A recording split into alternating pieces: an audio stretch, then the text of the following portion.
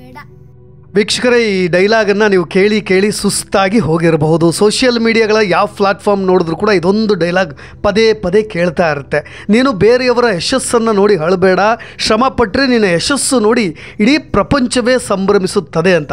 Suit boot ಹಾಕ್ಕೊಂಡು ಕೂದಲು crop ಮಾಡಿಕೊಂಡು ಇಂತಹ ಮೋಟಿವೇಶ್ನಲ್ ಮಾತುಗಳನ್ನು ಹೇಳೋ ಮುಖಾಂತರ ಇತ್ತೀಚಿನ ದಿನಗಳಲ್ಲಿ ಸಾಮಾಜಿಕ ಜಾಲತಾಣದಲ್ಲಿ ವೈರಲ್ ಆಗಿರೋ ಏಕೈಕ ಫೇಸ್ ಇದು. ಈ ಟಿಕ್ ಟಾಕ್ ಬ್ಯಾನ್ ಆದ ನಂತರ ಭಾರತದಲ್ಲಿ ರೀಲ್ಸ್ ಮಾಡೋರ ಜನಸಂಖ್ಯೆ ಜೊತೆಗೆ ಅದರ ಜನಪ್ರಿಯತೆಯೂ ಕೂಡ ಹೆಚ್ಚಾಗ್ತಾ ಇದೆ. ಅದು ಕೂಡ ಇನ್ಸ್ಟಾಗ್ರಾಮ್ನಲ್ಲಿ ರೀಲ್ಸ್ಗಳ ಹಾವಳಿಯೇ ಹೆಚ್ಚಾಗಿದೆ. ಇತ್ತೀಚಿನ ವರ್ಷದಲ್ಲಿ ಸೋಷಿಯಲ್ ಮೀಡಿಯಾ ಇದ್ದವರು ಪ್ರತಿಯೊಬ್ಬರು ಕೂಡ ಕಂಟೆಂಟ್ ಕ್ರಿಯೇಟರ್ಗಳೇ ಆಗಿಬಿಟ್ಟಿದ್ದಾರೆ. ಚಿಕ್ಕ ಮಕ್ಕಳಿಂದ ಹಿಡಿದು ಇಳಿ ವಯಸ್ಸಿನವರೆಗೂ ಕೂಡ ಜನಪ್ರಿಯತೆಯನ್ನು ಗಳಿಸೋದ್ರಲ್ಲಿ ಇದೇ ಇನ್ಸ್ಟಾಗ್ರಾಮ್ ರೀಲ್ಸ್ಗಳು ಬಹಳಷ್ಟು ಪ್ರಾಮುಖ್ಯತೆಯನ್ನು ಪಡೀತಾ ಇದ್ದಾವೆ. ಈ ರೀಲ್ಸು ಜೊತೆಗೆ ಈ ಶಾರ್ಟ್ಸ್ಗಳಿಂದ ರಾತ್ರೋರಾತ್ರಿ ಖ್ಯಾತಿ ಕೂಡ ಆಗ್ತಾ ಇದ್ದಾರೆ. ವೈರಲ್ ಸ್ಟಾರ್ಗಳಾದವರು ಪ್ರತಿನಿತ್ಯವೂ ಕೂಡ ನಮ್ಮ ಕಣ್ಣುಗಳಿಗೆ ಇದೇ ರೀಲ್ಸ್ಗಳಲ್ಲಿ ಹೆಚ್ಚಾಗಿ ಕಾಣಸಿಗ್ತಾ ಇರ್ತಾರೆ.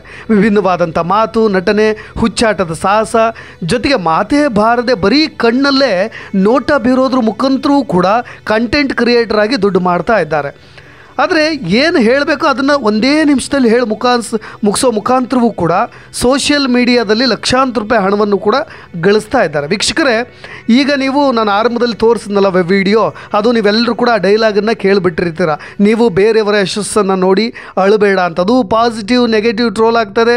ಜೊತೆಗೆ ಎಲ್ಲ ಭಾಷೆಗಳಲ್ಲೂ ಕೂಡ ಅದನ್ನು ಫನ್ನಿಯಾಗಿ ಮೀಮ್ಸ್ಗಳನ್ನು ಕೂಡ ಮಾಡಲಾಗ್ತಾಯಿದೆ. ಹಾಗಾದರೆ ಈ ಬಾಲಕ ಯಾರು ಮತ್ತು ಈತ ಈ ರೀತಿಯ ಮಾತುಗಳನ್ನು ಆಡಲಿಕ್ಕೆ ಕಲಿಸಿದ್ಯಾರು, ಜೊತೆಗೆ ಈತನ ಹಿನ್ನೆಲೆ ಏನು, ಎಷ್ಟು ಹಣವನ್ನು ಈತ ಗಳಿಸ್ತಾ ಇದ್ದಾನೆ, ಅದರೆಲ್ಲದರ ಕುರಿತಾಗಿ ಒಂದಿಷ್ಟು ವಿವರಣೆಯನ್ನು ಕೊಟ್ಟು ಬಿಡ್ತೇನೆ.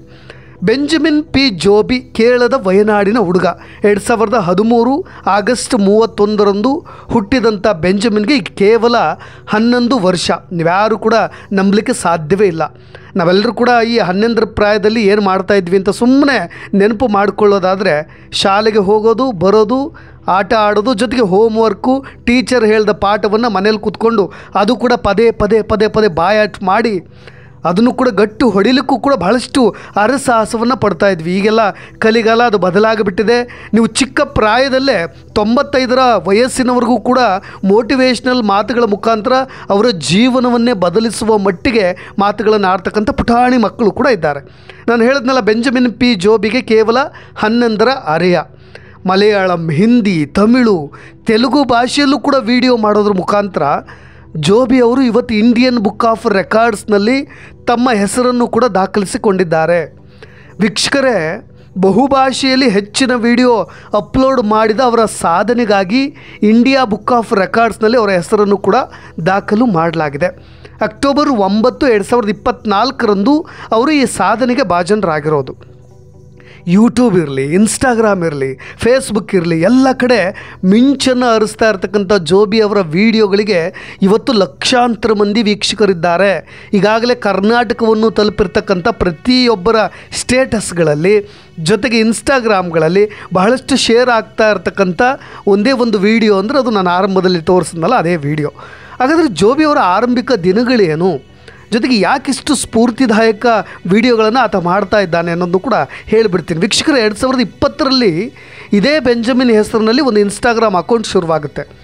ಆರಂಭಿಕ ದಿನಗಳಲ್ಲಿ ಆತ ಅಕೌಂಟ್ನಲ್ಲಿ ಅಪ್ಪ ಅಮ್ಮನ ಜೊತೆಗಿರ್ತಕ್ಕಂಥ ಫೋಟೋಗಳನ್ನು ಮಾತ್ರ ಹಂಚ್ಕೊಳ್ತಾ ಇದ್ದ. 2024 ಫೆಬ್ರವರಿ 13ರಲ್ಲಿ ಇದೇ ಜೋಬಿ ಅವರ ಅಕೌಂಟ್ನಿಂದ, ಇನ್ಸ್ಟಾಗ್ರಾಮ್ ಅಕೌಂಟ್ನಿಂದ ವಯನಾಡಿನಲ್ಲಿ ನಡೆದಂಥ ಒಂದು ಘಟನೆಯ ಬಗ್ಗೆ ಮಾತನಾಡ್ತಾ ಅವನೊಂದು ಮಾತುಗಳನ್ನು ಪೋಸ್ಟ್ ಹಾಕ್ತಾನೆ. ಅಂದರೆ ವಯನಾಡಿನ ಜನರಿಗೆ ಧರ್ಮವಿಲ್ಲ, ರಾಜಕೀಯ ಇಲ್ಲ, ನಾವೆಲ್ಲರೂ ಕೂಡ ಒಂದೇ ಜನಾಂಗ ಅನ್ನೋ ಒಂದು ಕ್ಯಾಪ್ಷನ್ ಲೈನ್ ಇರ್ತಕ್ಕಂಥ ವಿಡಿಯೋವನ್ನು ಅಪ್ಲೋಡ್ ಮಾಡ್ತಾನೆ. ಈ ವಿಡಿಯೋಗೆ ಕೇರಳದ ಸುದ್ದಿವಾಹಿನಿಗಳನ್ನು ಕೂಡ ಟ್ಯಾಗ್ ಕೂಡ ಮಾಡ್ತಾನೆ. ನಿಮಗೆಲ್ಲ ಗೊತ್ತಿರ್ಬೋದು, ಇನ್ಸ್ಟಾಗ್ರಾಮ್ನಲ್ಲಿ ಟ್ಯಾಗ್ ಮಾಡಿ ಒಂದು ಲೈನ್ ಕೊಟ್ಟರೆ ಅಥವಾ ಒಂದು ಒಳ್ಳೆ ವಿಡಿಯೋ ಆದರೆ ಅದು ಏಕಾಏಕಿಯಾಗಿ ಬಹಳಷ್ಟು ಜನರನ್ನ ರೀಚ್ ಆಗಲಿಕ್ಕೆ ಬಹಳಷ್ಟು ಸಮಯವೇ ಬೇಕಾಗಿಲ್ಲ. ಜೊತೆಗೆ ಈ ಕಾಡಾನೆ ದಾಳಿಯ ಘಟನೆ ಸಂಬಂಧವಾಗಿಯೂ ಕೂಡ ಪ್ರತಿಭಟನೆಗಿಳಿದಂಥ ಜನರ ಕುರಿತಾಗಿಯೂ ಕೂಡ ಮಾಡಿರ್ತಕ್ಕಂಥ ಸೋಷಿಯಲ್ ಮೀಡಿಯಾದಲ್ಲಿ ಈತ ಅಪ್ಲೋಡ್ ಮಾಡಿದಂಥ ವಿಡಿಯೋ ಕೂಡ ವೈರಲ್ ಆಗುತ್ತೆ.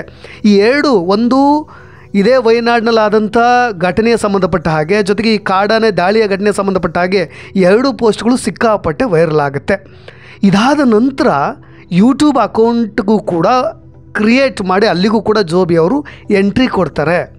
ಒಂದು ಸಮಯದ ಕುರಿತಾದಂಥ ವಿಡಿಯೋವನ್ನು ಕೂಡ ಅಪ್ಲೋಡ್ ಮಾಡ್ತಾರೆ. ಆರಂಭಿಕ ದಿನಗಳ ಬಗ್ಗೆ ಮಾತನಾಡೋದಾದರೆ ಝೋಬಿ ಅವರು ಪ್ರತಿನಿತ್ಯವೂ ಕೂಡ ಒಂದಿಷ್ಟು ಕವಿಗಳ ಬಗ್ಗೆ, ಒಂದಿಷ್ಟು ಬರಹಗಾರರ ಬಗ್ಗೆ, ಜೊತೆಗೆ ಪ್ರಖ್ಯಾತ ಚಿಂತಕರ ಬಗ್ಗೆ ಅವರು ಹೇಳಿರ್ತಕ್ಕಂಥ ಮಾತುಗಳನ್ನು, ಜನಪ್ರಿಯ ಸಾಲುಗಳನ್ನು ಬಾಯ್ಪಾಠ ಮಾಡಿ ಮಾಡಿ ಮಾಡಿ ಅದನ್ನು ಅಪ್ಲೋಡ್ ಮಾಡಲಿಕ್ಕೆ ಶುರು ಮಾಡ್ತಾರೆ. ಈ ಝೋಬಿ ಅವರಿಗೆ ಲೂಥರ್ ಕಿಂಗ್ ಜೂನಿಯರ್ ಅವರಂಥ ಪ್ರಸಿದ್ಧ ವ್ಯಕ್ತಿಗಳ ಭಾಷಣಗಳನ್ನು ಅವ್ರ ತಂದೆಯವರೇ ಬಹಳಷ್ಟು ಮೋಟಿವೇಶನ್ ಆಗಿ ಕಲಿಸ್ತಾ ಇರ್ತಾರೆ. ಅದನ್ನು ಪ್ರತಿನಿತ್ಯವೂ ಕೂಡ ಬಾಯ್ಪಾಠ ಮಾಡೋದು, ಜೊತೆಗೆ ಅದನ್ನು ಪಠನೆ ಮಾಡೋದು. ಅವ್ರ ತಂದೆ ಕೂಡ ನಿವೃತ್ತ ಸೇನಾಧಿಕಾರಿಯಾಗಿರ್ತಕ್ಕಂಥ ಝೋಬಿ ತಂದೆ ಇದನ್ನು ಹಾಗೇ ಬಿಡದೆ ಮೊಬೈಲ್ನಲ್ಲಿ ರೆಕಾರ್ಡ್ ಮಾಡೋದು, ಅದನ್ನು ಅಪ್ಲೋಡ್ ಮಾಡೋ ಕೆಲಸವನ್ನು ಕೂಡ ಆರಂಭದಲ್ಲಿ ಮಾಡಲಿಕ್ಕೆ ಶುರು ಮಾಡ್ತಾರೆ. ಝೋಬಿ ಮಲಯಾಳಂ ಹಾಗೂ ಇಂಗ್ಲೀಷ್ ಭಾಷೆಯಲ್ಲಿ ಮಾತನಾಡ್ತಾ ಇದ್ದಂಥ ಕ್ಷಣವನ್ನು ಕೂಡ ಮೊಬೈಲ್ನಲ್ಲಿ ರೆಕಾರ್ಡ್ ಮಾಡಿ ಇದನ್ನು ಅಪ್ಲೋಡ್ ಮಾಡಲಿಕ್ಕೆ ಶುರು ಮಾಡ್ತಾರೆ. ಆಗ ಝೋಬಿ ಅವರ ಹೆಸರಿನಲ್ಲಿ ಸೋಷಿಯಲ್ ಮೀಡಿಯಾ ಅಕೌಂಟ್, ಅದು ಯೂಟ್ಯೂಬ್ ಅಕೌಂಟ್ ಕೂಡ ಶುರುವಾಗುತ್ತೆ. ಪ್ರತಿನಿತ್ಯ ವೀಡಿಯೋಗಳು ಬರಲಿಕ್ಕೆ ಶುರುವಾಗ್ತವೆ. ಪ್ರತಿನಿತ್ಯ ಝೋಬಿ ಅವರ ವಿಡಿಯೋ ಜನರಿಗೆ ತಲುಪಲಿಕ್ಕೆ ಶುರುವಾಗುತ್ತೆ. 1000ದಲ್ಲಿದ್ದಂತಹ ವ್ಯೂಸ್ ಲಕ್ಷಕ್ಕೆ ಬರುತ್ತೆ, ಲಕ್ಷದಲ್ಲಿದ್ದಂಥ ವ್ಯೂಸ್ ಮಿಲಿಯನ್ ಗಟ್ಟಲೆ ವ್ಯೂಸ್ಗಳನ್ನು ಪಡೀಲಿಕ್ಕೆ ಶುರು ಮಾಡುತ್ತೆ. ಕೇವಲ ಸಿಂಗಲ್ ಒಂದು ಗುಡ್ ಮಾರ್ನಿಂಗ್ ಗುಡ್ ನೈಟ್ ಅನ್ನೋ ಮಾತಿನೊಂದಿಗೆ ಒಂದೊಂದು ಮೋಟಿವೇಶ್ನಲ್ ಸ್ಪೀಚನ್ನು ಮಾಡಲಿಕ್ಕೆ ಈ ಹುಡುಗ ಶುರು ಮಾಡ್ತಾನೆ. ತಂದೆ ಮಗನ ವಿಡಿಯೋ ರೆಕಾರ್ಡ್ ಮಾಡಿದ್ರೆ ಝೋಬಿ ತಮ್ಮ ಮಾತುಗಳನ್ನು ಬೇರೆ ಬೇರೆ ಸ್ಟೈಲ್ಗಳಲ್ಲಿ, ಬೇರೆ ಬೇರೆ ಫ್ಲೂಯೆಂಟಿಕ್ಕಾಗಿ, ಬೇರೆ ಬೇರೆ ಸ್ಲ್ಯಾಂಗ್ನಲ್ಲಿ ಮಾತನಾಡಲಿಕ್ಕೆ ಶುರು ಮಾಡ್ತಾನೆ. ಕೆಲ ಸಮಯದ ನಂತರ ಮಲಯಾಳಂನಲ್ಲಿದ್ದಂಥ ವೀಡಿಯೋಗೆ ಸಬ್ಟೈಟ್ಲ್ಗಳನ್ನು ಕೂಡ ಹಾಕಲಿಕ್ಕೆ ಶುರು ಮಾಡ್ತಾರೆ. ಯಾವಾಗ ಸಬ್ಟೈಟ್ಲ್ ಬಿತ್ತೋ ಅದು ಈ ಕೇರಳ ಬಾರ್ಡ್ರನ್ನ ಬಿಟ್ಟು ಹೊರಗೂ ಕೂಡ ಜಿಗಲಿಕ್ಕೆ ಶುರು ಮಾಡುತ್ತೆ. ಹಿಂದಿಯಲ್ಲಿ ಒಂದು ವಿಡಿಯೋ ಸಿಕ್ಕಾಪಟ್ಟೆ ವೈರಲ್ ಆಗುತ್ತೆ. ಅದು ಮಲಯಾಳಂನಂತಿರ್ತಕ್ಕಂಥ ಝೋಬಿ ಅವರ ವಿಡಿಯೋಗಳು ಹಿಂದಿಯಲ್ಲೂ ಕೂಡ ಬರಲಿಕ್ಕೆ ಶುರುವಾಗುತ್ತೆ. ಸೆಪ್ಟೆಂಬರ್ 24ರಂದು ಒಂದು ಕಂಪನಿಯ ಜಾಹೀರಾತಿನ ಪ್ರಚಾರಕ್ಕಾಗಿ ಒಂದು ವಿಡಿಯೋ ಮಾಡಿರ್ತಾರೆ ಇದೇ ಝೋಬಿ ಅವರು. ಸಪ್ನೆ ದೇಖ್ನಾ ಹಚ್ಚಿ ಬಾತ್ ಹೇ ಅನ್ನೋ ಒಂದು ವಿಡಿಯೋ ಸಿಕ್ಕಾಪಟ್ಟೆ ವೈರಲ್ ಆಗುತ್ತೆ. ಹಿಂದಿಯಲ್ಲಿ ಹೇಳೋ ಆ ಸ್ಟೈಲ್ ಇದೆಯಲ್ಲ, ಆ ಸ್ಲ್ಯಾಂಗ್ ಇದೆಯಲ್ಲ, ಅದು ದಕ್ಷಿಣ ಭಾರತದಲ್ಲಿ ಅದು ವಿಡಿಯೋ ಭಾಳಷ್ಟು ಬೇಗ ರೀಚ್ ಆಗಲಿಕ್ಕೂ ಕೂಡ ಸಹಾಯ ಆಗುತ್ತೆ. 49,000 ಲೈಕ್ಸು, 15 ಲಕ್ಷಕ್ಕೂ ಅಧಿಕ ವೀಕ್ಷಣೆಯನ್ನು ಕೂಡ ಗಳಿಸುತ್ತೆ. ಇಷ್ಟು ಮಾತ್ರವಲ್ಲದೆ ಬಾಲಿವುಡ್ ಸ್ಟಾರ್ಗಳಿಂದ ಜನಪ್ರಿಯ ಕಂಟೆಂಟ್ ಕ್ರಿಯೇಟರ್ಗಳಿಗೆ ಇದು ಮೀಮ್ಸ್ ಮೆಟೀರಿಯಲ್ ಕೂಡ ಆಗಿ ರೀಚ್ ಆಗಿ ಬಿಡುತ್ತೆ. ಇದಾದ ನಂತರ ಇನ್ನೊಂದು ವಿಡಿಯೋ ನೀವು ಎಲ್ಲರೂ ನೋಡಿರ್ತೀರ, ಶವರ್ಮಾ ಹೋಟೆಲ್ ಒಂದರ ವಿಡಿಯೋ. ಅದು ಕೂಡ ಹಿಂದಿ ವಿಡಿಯೋ ಕೆಲವೇ ಗಂಟೆಗಳಲ್ಲಿ ಸಿಕ್ಕಾಪಟ್ಟೆ ವೈರಲ್ ಆಗಿದ್ದು.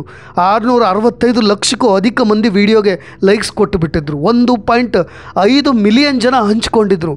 14.4 ಸಾವಿರ ಜನ ಇದಕ್ಕೆ ಕಮೆಂಟ್ಸ್ ಮಾಡಿದ್ರು. ಶವರ್ಮಾ ವಿಡಿಯೋಗೆ 16 ಮಿಲಿಯನ್ಗೂ ಅಧಿಕ ವೀಕ್ಷಣೆಗಳನ್ನು ಕೂಡ ಕಾಣ್ತು. ನೀನು ಬೇರೆಯವರ ಯಶಸ್ಸನ್ನು ನೋಡಿ ಅಳಬೇಡ ಅನ್ನೋ ವಿಡಿಯೋ ಅಂತೂ ಕನ್ನಡದಲ್ಲಿ ಸಿಕ್ಕಾಪಟ್ಟೆ ವೈರಲ್ ಆಗ್ತಾ ಇದೆ. ಶ್ರಮಪಟ್ಟರೆ ನಿನ್ನ ಯಶಸ್ಸು ನೋಡಿ ಪ್ರಪಂಚವೇ ಸಂಭ್ರಮ ಪಡುತ್ತೆ ಅಂತ ಇಷ್ಟು ಚಿಕ್ಕ ಬಾಲಕ ಈ ರೀತಿಯಾದಂಥ ಮೋಟಿವ್ ಮಾತುಗಳನ್ನು ಆಡ್ತಾ ಇದ್ದಾನಲ್ಲ ಅಂತ ಅದನ್ನು ಎಲ್ಲ ರೀತಿಯಾಗಿ ತರಹೇವಾರಿ ಕಮೆಂಟ್ಸ್ಗಳು, ನೆಗೆಟಿವ್ ಕಮೆಂಟ್ಸ್ ಇರ್ಬೋದು, ಪಾಸಿಟಿವ್, ಒಟ್ಟಾರೆಯಾಗಿ ಆ ಹುಡುಗ ಅಂತೂ ವೈರಲ್ ಆಗ್ತಾ ಇದ್ದಾನೆ. ಪರ್ಟಿಕ್ಯುಲರಾಗಿ ಈಗ ನಾನು ಹೇಳಿದ್ನಲ್ಲ, ಬೇರೆಯವರ ಖುಷಿಯ ಯಶಸ್ಸನ್ನು ನೋಡಿ ಅಳಬೇಡ ಅನ್ನೋ ವಿಡಿಯೋ ಇದೆಯಲ್ಲ, ಅದು ಕೂಡ ಈಗಾಗಲೇ 108 ಲಕ್ಷ ಜನ ಅದನ್ನು ಹಂಚ್ಕೊಂಡಿದ್ದಾರೆ. ಜೊತೆಗೆ 42,000 ಮೆಚ್ಚುಗೆ ಲೈಕ್ಸ್ಗಳು ಕೂಡ ಬಂದಿದ್ದಾವೆ. ಸಿಕ್ಕಾಪಟ್ಟೆ ವೈರಲ್ ಆಗ್ತಾ ಇದೆ. ಒಟ್ಟಾರೆಯಾಗಿ ನಾನು ಕೇವಲ ಚಿಕ್ಕ ವರ್ಷ 11 ವರ್ಷ ಅಂದರೆ ನೀವೆಲ್ಲರೂ ಕೂಡ ಊಹೆ ಮಾಡ್ಬೋದು. ನಾನು ಅದಕ್ಕೆ ಆರಂಭದಲ್ಲಿ ನಾವೆಲ್ಲ ಚಿಕ್ಕ ವಯಸ್ಸಿನಲ್ಲಿ ಏನು ಮಾಡ್ತಾ ಇದ್ವಿ ಅಂತ ಹೇಳಿದ್ದು. ಜೊತೆಗೆ ಬ್ರ್ಯಾಂಡ್ ಕಂಪನಿಗಳ ಪ್ರಚಾರವನ್ನು ಕೂಡ ಮಾಡ್ತಾ ಇದ್ದಾನೆ. ಅದನ್ನು ಕೂಡ ಪ್ರಮೋಟ್ ಮಾಡೋದ್ರ ಮುಖಾಂತರ, ಒಂದೊಂದು ಡೈಲಾಗ್ಸ್ಗಳನ್ನು ಹೇಳೋದ್ರ ಮುಖಾಂತರವೂ ಕೂಡ ಭಾಳಷ್ಟು ಹಣವನ್ನು ಕೂಡ ಗಳಿಸ್ಕೊಳ್ತಾ ಇದ್ದಾನೆ. ಈಗ ಆತ ಒಂದೊಂದು ವಿಡಿಯೋವನ್ನು ಪ್ರಮೋಟ್ ಮಾಡಲಿಕ್ಕೆ ಲಕ್ಷ ಹಣವನ್ನು ಕೂಡ ಪಡಿತಾ ಇದ್ದಾರೆ.